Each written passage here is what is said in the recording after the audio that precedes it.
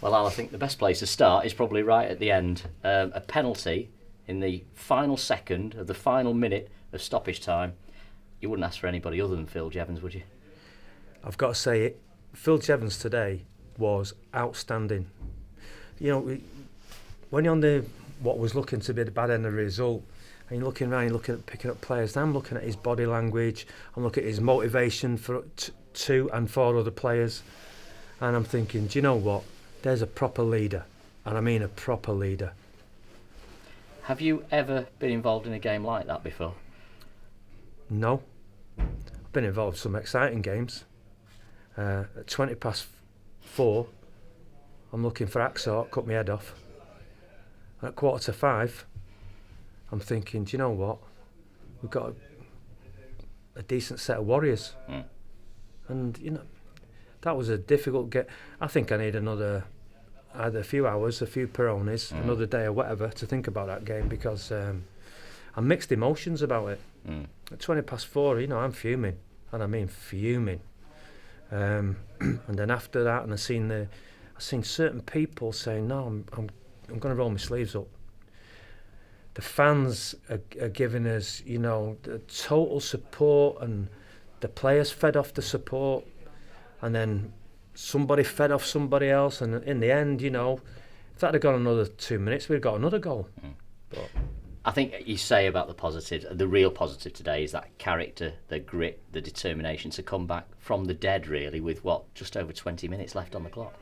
Yeah, without a doubt. I mean, I'm not making a big deal of it, because there was large parts of the game where I felt, you know, extremely uncomfortable, and I'm looking at the body language of, you know, 2 or 3 players, and I'm thinking, do you know what? You're selling me short.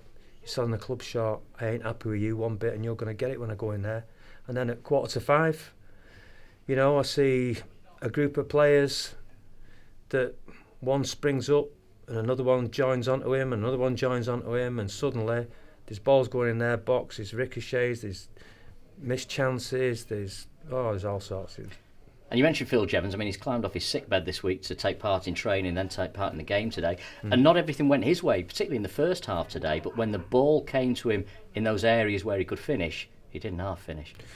When you need that little bit of quality and the little bit of experience that he's got, he brought everything that he's learned over the years. He brought everything to the table today.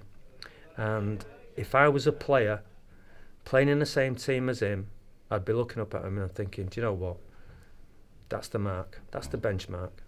Well, he's on 19 goals now for the season. But I think he had a good supporting cast today. And I know you and I are so keen and enthusiastic about the youngsters, but I'm going to ask you about some of the older heads today. Jamie Milligan. I know he faded a little bit because he was probably tired, but I mean, particularly for the first hour or so, absolutely unbelievable.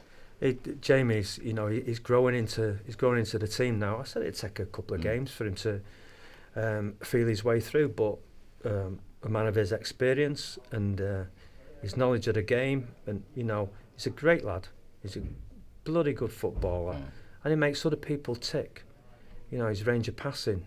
You know, you don't get them sort of players. We're very fortunate to have that sort of player here. And when I said, you know, at the board meeting, I want to bring a player in that I think ain't going to just fill the numbers up. He's going to be a significant addition to the club, and I think he's showing that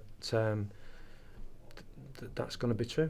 Another experienced player I want to mention today is Stephen O'Halloran, and Pete Liggins just described him on air as the best left-sided centre half we didn't know we had, and he's come in and done a job for you. He's come in and done a better job than give him credit for.